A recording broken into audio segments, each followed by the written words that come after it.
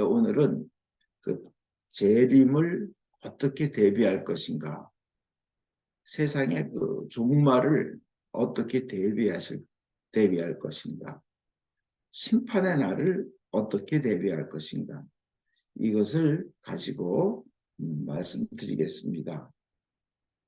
왜냐하면 오늘 여러분이 일독서에서 읽은 데살로니가 후서나 전서는 그 재림에 관련되어 있기 때문입니다. 세상을 요새 보면 정말 성경에서 말씀하시는 그 세상 말세의 징후들이 많이 나타납니다. 사방에서 내가 그리스도다, 내가 재림 예수이다 하는 이 마귀 같은 인간들이 많이 나타납니다. 그 사람들 지가 예수가 아니라는 거 본인 알면서 속이는 거예요. 지가 그리스도 알면서 그리스도가 아니라는 거 알면서 속이는 겁니다. 이 마귀는 거짓의 영이기 때문에 그래요. 이 가짜 예언자들이 많이 나타납니다. 흔히 뭐 최근에 세상 시끄럽게 했던 무슨 천진가 하는 거기는 뭐 하나님이 세상에 반드시 역사적으로 보면 귀한 예언자를 세워서 하나님의 뜻을 전하는데 자기가 바로 그 예언자라는 둥, 나중에 자기가 하나님과 하나 된다는 둥, 이따위 소리를 하는데 그걸 갖고 믿고 따라갑니다, 사람들이. 근데 우리 알아야 됩니다. 우리는 매주 영성체를 통해 하나님과 이미 하나 된 사람이라는 것. 그 사람은 나중에 하나님과 하나 된다는데 우리는 이미 하나 된 사람이라는데도 오후하고 굴러가는 사람들도 있어요. 그 거짓 예언자들이 나타나고 또 기근이 나타나 많이 굶어 죽습니다. 지진과 자연재해나 뭐 또 사막이 늘어났다가 사막이 갑자기 물가로 바뀌고 바닷물이 점점 높아져서 세상이 물에 잠길 거라는 둥. 그런데 실제로 지진과 홍수가 무척 많이 일어나서 죽습니다. 그다음에 나라 간의 전쟁이 일어나서 지금 3차 대전이 일어날까 걱정하는데 보면 이스라엘과 하마스, 그다음에 이제 예멘, 뭐 헤즈볼라, 뭐 이란 뭐 참전하겠다 그러고 그다음에 지금 우크라이나와 러시아 사이의 전쟁도 대단하지만 이제 그것이 이어서 중국과 대만 뭐 이런 식으로 점점 확전되지 않을까 걱정하는 사람이 많습니다. 이것이 성경에서 말하는 세상 말세 징후입니다. 사람들도 참 매정하고 누가 죽든 말든 자기 이익만 생각하는 세상이 점점 되어갑니다. 이럴 때 우리가 해야 할 것이 신자들이 어떻게 살아야 되나. 남들처럼 뭐 흰옷 입고 산으로 올라가요? 절대 아닙니다. 우리 데살로니가 전서를 통해 배워야 합니다. 데살로니가 전서와 후서에 그 데살로니카에 보낸 편지, 첫 번째 편지, 두 번째 편지. 여기에 아주 중요한 특징이 있어요. 딴 특징 많지만 제일 중요한 특징은 데살로니가서의 가장 중요한 특징 중에 하나는 종말론이에요. 종말론. 왜냐? 그 사람들은 데살로니가의 신자들은 예수의 재림, 즉 최후 심판이 다가왔다. 금시 온다고 믿었어요. 그 당시에. 그래서 주님의 날이 왔기 때문에 그냥 예수 이제 재림하고 심판이 될 거니까 그걸 준비해야 된다고 믿었습니다. 그래서 그분들이 아무리 핍박이 심했지만 핍박도 잘 참아냈고 선행도 어마어마하게 했어요. 막 착한 일도 하고. 그냥 정말 예수 오심. 근데 그래서 참 세상에서 제일 아름다운 교회, 사도 바울이 표현하기에 가장 아름다운 교회가 데살로니가 교회하고 빌립보 교회예요. 너무나 사랑하고 하나님께 감사하는. 그런데 그 데살로니가 교회에 문제가 늘 생기는 겁니다. 사람이 있으면 문제가 생깁니다. 언제까지 그 문제가 생기냐? 언제까지나 생기는 겁니다. 사람이 있는 한. 예수님이 직접 가르쳐도 한 명은 배신하게 돼 있어요. 데살로니가 신자들에게 있던 문제는 뭐냐? 예수의 재림이 다가왔으니까 우리 일하면 뭐해? 우리 그냥 기도만 하고 그냥 다 때려치고 아무 일도 안 하면서 일 안 하는 사람들이 생겨났어요. 지금 막 오실 날만 기다리면서. 그 다음에 또 이런 사람들이 있었어요. 내가 잘 믿고 있는데 내가 예수 재림이 예수가 재림하기 전에 내가 팍 죽어버리면 예수를 그 재림한 예수를 만나야 천국을 가는데 예수를 못 만나서 나 천국 못 가는 거 아닌가 하고 걱정하는 사람들이 있었어요. 그 다음에 자기 사랑하는 사람들 중에 다 재림을 기다렸는데 죽었어요. 예수가 아직 안 왔어요. 예수님이 아직 안 오셨어요. 그는 천국 못 가면 어떡하냐고 아주 안타까워했습니다. 예수님이 오시면 우리는 그냥 올라갈 텐데 왜 안 오시나? 또 죽은 사람은 어떡하나? 막 그냥 안타까움을 가졌습니다. 이제 그 문제에 대해서는 다 데살로니가 전후서에 잘 설명이 됐기 때문에 그냥 우리는 어떻게 살아야 되는가만 음, 말씀드리겠습니다. 심판을 대비해서 어떻게 살아야 될 거냐. 조금 전에 말씀드린 그런 가족 얘기나 돌아가신 분은 믿지 않는 사람들은처럼 슬퍼하지 말라는 것은 기억하십시오. 그러나 이제 지금 오늘 포커스는 우리 어떻게 살아야 되나. 심판을 대비해서 예수의 재림을 대비해서 그 종말에 어떻게 살아야 하나. 첫 번째로요. 사도 바오로가 데살로니가 전후서를 통해서 말씀하신 것은 하나님이 기뻐하시는 삶을 살아라. 하나님이 기뻐하시는 삶을 살아라. 나 혼자 살겠다고 산에 혼자 도망가지 말고 하나님이 기뻐하시는 삶을 살아라. 그 하나님이 기뻐하는 삶은 뭐냐면 경건하고 거룩한 삶, 선한 사랑의 삶, 항상 기뻐하는, 항상 기뻐하고 감사하고 범사에 기도하는 삶. 그렇게 나눠집니다. 하나님이 기뻐하는 삶을 살아라. 이게 이제 첫 번째예요. 하나님 그 데살로니가 전서 2장 12절하고 4장 1절에 하나님은 기쁘게 해드릴 수 있는 생활을 하도록 권고하고 격려하고 지도했습니다. 사도 바오로는 이렇게 그들에게 얘기해요. 하나님을 기쁘시게 하라는 거예요. 하나님을. 그러면 기쁘시게 하는 삶에는 여러 가지 다 들어가죠. 근데 첫째, 경건하고 거룩하게 살라는 것입니다. 이제 말세가 다가왔으니까, 종말이 다가왔으니까. 데살로니가전서 4장 3절에 하나님께서 여러분에게 원하시는 것은 여러분이 거룩한 사람이 되는 것입니다. 거룩한 사람이 되라는 거예요. 3장 13절에 주께서 당신의 모든 성도들과 함께 예수께서 당신의 모든 성도들과 함께 다시 오시는 날 우리 아버지 하나님 앞에 거룩하고 흠없는 사람으로 나설 수 있게 되기를 바랍니다. 그러니까 거룩하고 흠없이 되라는 거예요. 얼마나 거룩하냐. 심지어는 아내의 몸도 유욕으로 대하지 말고 존경하는 마음으로 거룩하게 대하라. 옛날에 아내는 재산의 일부였어요. 2000년 전에.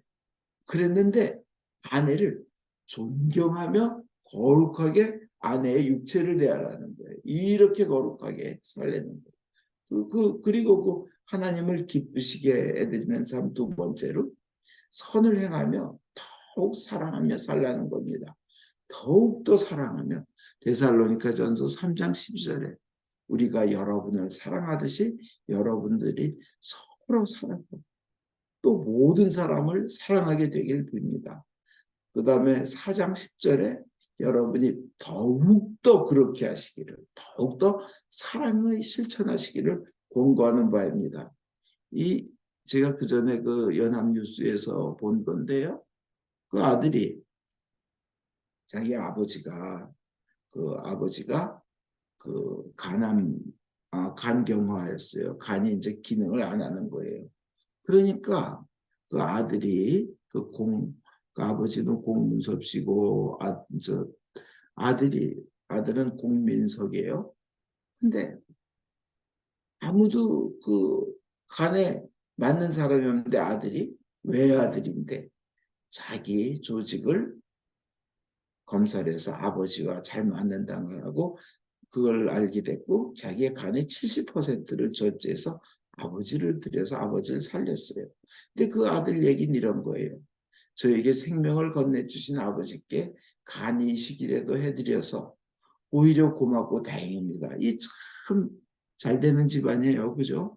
그리고 자식된 도리를 한다는 생각으로 망설이거나 고민하지 않았다면 제가 세상에 태어나서 자라는 동안 모든 것을 다 주신 아버지께 제 몸 일부를 드렸을 뿐이라고 아주 이 감사하고 사랑을 하는 거예요. 얼마나 아름다워요. 하나님도 신자들끼리 사랑하길 원합니다. 또 사랑의 선한 행동을 하길 원합니다. 또 하나님을 기쁘시게 하는 그런 것 중에 또 하나는 항상 기뻐하고 쉬지 말고 기도하고 범사에 감사라는 겁니다. 막 종말이 다가왔다고 두려워 떨지 말라는 거예요. 종말이 다가왔다고 울고 불고 하지 말라는 거예요. 믿는 사람들은 반드시 생명의 나라로 데려가시니까 오히려 기뻐하고 감사라는 거예요. 쉬지 말고 기도하고 데살로니가전서 5장 16절에서 18절에 나온 거예요. 이것이 예수 그리스도를 통하여 드러내신 하나님의 뜻이며 거룩한 삶이라는 거예요. 그래서 여러분은 그 데살로니가전서 5장 4절에 보면요. 여러분은 암흑 속에서 살고 있지 않기 때문에 그 마지막 날이 심판의 날이 도둑처럼 덮치지는 않을 것입니다. 성경 여러 군데 그 종말이나 심판이나 예수의 그 재림이 갑자기 그냥 닥쳐올 거라고 막 그러는데 오히려 성경은 이렇게 얘기해요. 믿는 이들은 눈엔 빛의 자녀이기 때문에 도둑처럼 덮쳐지지는 않을 것입니다. 기쁘게 맞이할 거라는 거예요. 그리고 데살로니가전서 5장 9절에서 10절에 하나님께서는 우리에게 진노를 내리시기로 작정한 것이 아니라 예수님을 통해서 구원을 주시기로 작정하셨다. 하나님이 작정하셨으면 그건 이루어지는 겁니다. 작정하셨다는 거예요. 그래서 그리스도께서 우리가 살아있든지 이미 죽어있든지 영원토록 예수님과 함께 살 수 있게 하려고 우리를 위해서 돌아가셨다는 거예요. 우리가 죽었든 살았든. 그러니까 이미 그걸 우리가 알고 있으니까 기뻐하고 감사하고 기도하며 그 무서워서 떨고 소심해하는 자들에게 격려하고 도와주라는 거예요. 그래서 이렇게 그 기뻐하면 주님께서 우리에게 주는 기쁨 있잖아요. 이사야서 25장 9절에 제가 좋아하는 구절입니다. 그날 이렇게들 말하리라. 이분이 우리 하나님이시다. 구원해 주시리라 믿고 기다리던 우리 하나님이시다. 이분이 야훼이시다. 우리가 믿고 기다리던 야훼이시다. 기뻐하고 노래하며 즐거워하자. 그가 우리를 구원하셨다. 우리는 이렇게 노래하게 될 것입니다. 그리고 제가 너무나 좋아서 늘 이렇게 외우다시피 하는 구절이 있는데 이런 내용이에요. 우리가 노년이 되어서 늙어서 망각 증세가 와도 뭐 치매처럼 내가 제정신 맑을 때만 하나님을 기억하고 하나님은 내가 치매가 오면 하나님 혹시 잊어버리는 거 아닐까 뭐 이런 생각도 하잖아요. 우리 하나님께서는 절대 우리를 잊지 않으십니다. 우리가 망각 증세가 와도요.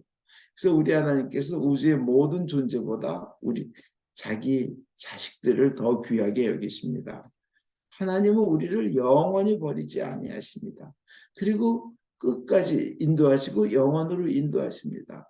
근데 그것이 성경에 있는 많은 약속들인데 반드시 이루어져요. 하나님의 약속이기 때문에 이루어져요. 그건 법보다 위에요. 법에서 확정 판결하면 끝이에요. 바꿀 수가 없어요. 이루어야 돼요. 하나님의 말씀은 확정 판결입니다. 예수를 믿고 세례를 받아 하나님의 자녀가 됐으면 부모의 자녀이기 때문에 한 번 자녀로 태어나면 절대 버리지 않습니다. 세상의 부모도 자녀가 실수를 하든 무능하든 버리지 않듯이 하나님은 오직 하시겠습니까? 더 큰 사랑으로 우리를 영원토록 안아주시고 품어주시고 구하여 내주신다는 거예요. 시편 27편 10절에 내 부모가 나를 버리는 한이 있을지라도 야훼께서는 나를 거두어 주실 것입니다. 부모보다 더 큰 사랑으로요. 그리고 아까 제가 늘 외우면서 은혜 받으면서 늘 감동하는 구절이 있다 그러고 중간에 이렇게 설명을 했는데 그 구절이 뭐냐? 이거예요.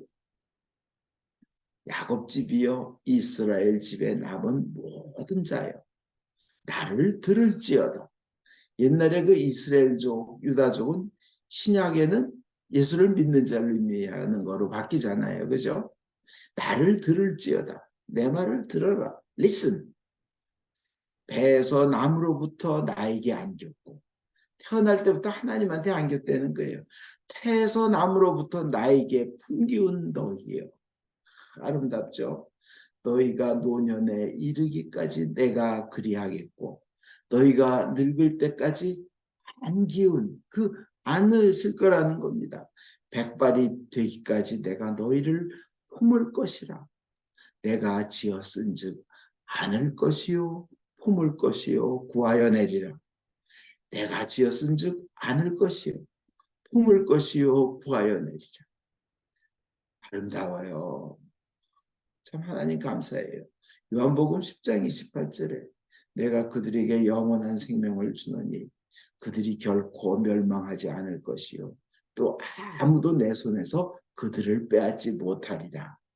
얼마나 큰 위로입니까? 아무도 하나님 손에서 하나님의 자녀를 빼앗을 수 없다는 거예요. 우리가 보통 보면 우리는 그 기댈 수 있는 외칠 수 있는 아버지가 계신 거예요. 우리가 굉장히 슬플 때 왜 장례 예배할 때 보면 젊은 엄마 아빠가 죽었을 때 엄마나 아빠가 죽었을 때 그 집 어린아이가 자기 엄마 돌아가셨는지도 전혀 모르고 여기저기 뛰어다니고 놀고 과자 달라고 그러고 먹을 거 달라고 그러고 아빠 돌아가셨는데 엄마 꿈에서 칭얼거리고 사진 가지고 놀라 그러면 그 참가한 사람은 그 애를 보고 참 울어요. 쟤는 더 이상 기댈 데가 없고 맡길 부모가 없고 아빠라 부를 사람이 없고 그런데 그걸 모르고 그냥 저러면 막 앞으로 제가 또 그냥 가슴 아프잖아요. 그 진정 자기를 안아줄 사람이 없을 때, 갈 곳이 없을 때, 안 기울 때가 없을 때 사람은 참 외롭습니다. 그걸 이제 바라면서 쟤는 그럴 텐데 어떡하나. 네, 우리에게는 진정한 아버지가 있다는 거예요. 인생이 답답하고 막막할 때 부르짖을 수 있는 그 아버지가 해결해 주실 수 있는 아버지가 우리에게 있다는 겁니다. 그리고요, 자애로운 사랑이 있고 그 하나님을 아빠라고 부르고 그리고 영생을 우리에게 주셨기 때문에 세상이 줄 수 없는 평화가 세상이 주지 못하는 평온이 그 누구도 줄 수 없는 안식이 우리에게 있다는 겁니다. 그래서 우리가 힘들 때 울며 외치며 하소연하며 기댈 수 있는 아버지가 우리에게는 있는 것입니다. 그러니 어떻게 그냥 감사하고 기뻐하라는 거예요. 왜? 그분은 전지전능하시고 영원토록 계시기 때문입니다. 이게 첫 번째로 하나님을 기쁘게 하는 삶입니다. 말세에 그런 거예요. 두 번째 있어요. 속지 말라예요. 속지 말라. 그 말세가 됐다고 막 언제 다 그런 사람들인데 예수님은 나도 몰라. 그걸 걔네들이 어떻게 알아 하신 이 마태복음 24장 36절에 그날과 그 시간은 아무도 모른다. 오직 아버지만 아신다. 아들도 모른다는 거예요. 예수님도. 천사들도 그 심판날을 모른다는 거예요. 그런데 그 말을 믿어야 돼요. 예수님의 그 말씀을. 근데 그 말씀을 내가 믿으라 그래도 안 믿고 난 어디서 나온 잡것이 그냥 뭐 몇 년, 5월 며칠이다 그러면 그거 믿는 사람들이 있어요. 아무리 얘기해도 야 예수님 말 믿어. 왜냐? 그 사람은 예수님 말을 순종할 생각이 근본부터 없기 때문에 그대로 나가면 멸망의 자식이에요. 회개해야 돼요. 예수님도 모른다 그랬으니까 속지 말라는 거예요. 그 예수님은 근데 이러긴 하셨어요. 흉측한 우상이 거룩한 곳에 서 있는 것을 보거든 산으로 도망가라 그러셨는데 저는 그걸 이렇게 생각합니다. 교회에 하나님을 모신 그곳에요. 흉측한 사람이 서 있어요. 성경에 분명히 지옥 간다고 기록되어 있는 사람이 그 자리에 지도자로, 영적 지도자로 서 있어요. 그렇다면요, 거기는 우리가 있을 곳이 아니에요. 산으로 도망가야 되는 거예요. 그럼 진짜 산으로 가라는 얘기야? 아니에요. 산의 의미는요, 모세에게 있어서 산은 하나님을 만난 곳이에요. 그죠? 모세야, 신발을 벗어라 하고, 또 산의 의미는 모세가 하나님께 십계명을 받은 곳이에요.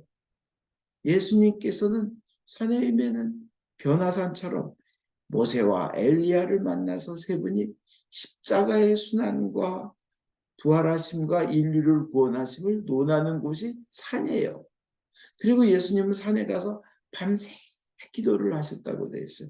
그러니까 꼭 이 성경에서 예수님이 말씀하신 흉측한 것이, 흉측한 우상이 거룩한 곳은 내가 하나님이다, 내가 영적 지도자고다 서 있으면 산으로 도망가라는 그 말씀은 반드시 물질적인 그런 눈에 보이는 산이 아니라 산이 의미하는 상징을 생각하시라는 거예요. 진정으로 하나님을 만나고 진정으로 하나님께 계명을 받고 진정으로 하나님께 대화하는 그곳으로 가라는 겁니다. 뭐 흰 옷 입고 거기 가서 뭐 이러고 있다고 그런 사람들 한국에 많았죠. 근데 그날 말세가 왔나요? 안 왔어요. 그런 거 주장하는데 몰몬교가 주장했고 제칠 안식교가 그랬고 여호와의 증인이 그랬고 하여튼 수도 없이 그랬어요. 2000년 동안. 참 그 안타까운 게요. 그 한국에 가난할 때 미국 선교사들이 와서 전염병 돌 때 그 페니실린 항생제 나와서 그걸 공짜로 나눠줬대. 그 전염병 이길 수 있다. 그 병 나을 수 있다. 살 수 있다. 그런데 공짜로 나눠주니까 효력이 없을 거라고 믿고 그 농부들이 시골 사람들이 받아서 선교사 집에서 나오면서 버리고 발로 문질렀다는 거예요. 자기 머리가 옳은 줄 알고 사실은 스스로 속고 있는 거예요. 정말 귀한 걸 놓치는 거예요. 정말 귀한 거 뭐냐? 성경에 예수님이 하신 말씀이에요. 그건 믿어야 돼요. 그리고요, 세상 것들, 이 마귀 같은 것들한테 속지 않기 위해서요, 모든 것을 시험해보고 좋은 것을 꼭 붙으십시오 하고 데살로니가 사람들에게 사도 바울은 얘기했어요. 데살로니가 전서 5장 21절에 그게 나와 있어요. 모든 것을 시험해보라는 거예요. 어떤 사람이 나는 성령 받았다. 내 말은 성령의 예언이다. 그런데 시험해보라는 거예요. 그거 믿고 그냥 걷다가 머리 뒤밀고 안수받지 말라는 거예요. 물론 성령의 불을 끄지 말고 성령의 말씀을 존중하고 순종하라. 그렇지만 우선 시험해보라는 거예요. 진짜 하나님의 말씀인지. 데살로니가 후서 2장 2절부터 3절 보면 주님의 날이 벌써 왔다고 어떤 사람들이 말하더라도 여러분은 지성을 잃고 쉽사리 흔들리거나 당황해서는 안 됩니다. 정신 차리라는 얘기죠. 그 다음에 어떤 사람이 성령의 감동을 받았다. 성령의 말씀을 전한다 그러면서 뭐라고 해도 속지 말라고 데살로니가 후서 2장 2절에서 3절은 말씀하십니다. 먼저 징조를 보라는 거예요. 배반한 사람들이 먼저 나타날 것이고 악한 자들이 나타날 것이고 악한 자가 기적을 보일 것이고 자신을 하나님이라 그러고 그 하나님이 받을 영광의 자리에 자기를 이렇게 높이는 그런 자들이 나타날 것이라는 겁니다. 근데 그것들은 절대 하나님이 아니고 예수님이 다 없애버릴 것이라고 성경은 얘기합니다. 그러니까 예수님만 믿으십시오. 인간은 지가 아무리 하나님이라 그래도 그렇게 그냥 말하는 그 순간에도 뱃속에서는 그 창자에서 썩는 냄새가 나고 있는 아주 흉악한 별 볼 일 없는 존재라는 존재에 불과하다는 것을 알으셔야 됩니다. 자기를 영광의 자리에 올려놓는 사람, 거기에 현혹되지 마십시오. 세 번째로 열심히 자기 손으로 일하며 살라는 겁니다. 재림이 다가왔어도 재림이 막 다가왔다. 예수님이 오시는 날이 다가왔어도 사도 바울은 데살로니가 전서 2장 9절에 뭐라고 하냐면 밤낮으로 노동을 했습니다 하고 사도 바울은 얘기를 해요. 재림이 다가오고 예수님의 심판날이 다가왔다 하더라도 모범을 우리는 보이려 했다. 그게 뭐냐? 밤낮으로 노동을 했다. 데살로니가후서 3장 8절에 아무에게서도 빵을 거저 얻어먹으려고 하지 않았습니다. 오히려 해를 끼치지 않으려고 밤낮으로 수고하며 애써 노동을 했습니다. 이렇게 사도 바울은 얘기하는데 모범을 보이려고 했다는 거예요. 재림 때도 자기 손으로 일해서 먹어라. 열심히 살아라. 그리고는 뭐예요? 일하고 일을 안 하려고도 먹지도 말라 하고 자기가 가르쳤다는 거예요. 그러니까 평소에 선한 삶을 살면서 경건한 삶을 살라는 겁니다. 자, 그럼 저 말씀드립니다. 크게 나누면 결론적으로 첫째, 하나님이 기뻐하시는 생활을 하십시오. 둘째, 속지 마십시오. 셋째, 열심히 일하며 살라는 겁니다. 이것이 재림을 맞이하는 신자의 자세입니다. 다시 말씀드립니다. 하나님이 기뻐하시는 생활을 첫 번째 하라고 하는데 그 안에는 거룩한 생활, 사랑을 실천하는 생활, 쉬지 말고 기도하고 범사에 감사하고 항상 기뻐하는 생활. 이게 하나님이 기뻐하시는 생활이고요. 두 번째, 속지 말고 세 번째, 열심히 일하며 살라는 것입니다. 당장 내일 재림이 온다 하더라도 귀한 주님의 축복을 누리시기를 끝까지 누리시기를 예수 그리스도 이름으로 축원드립니다. 아멘.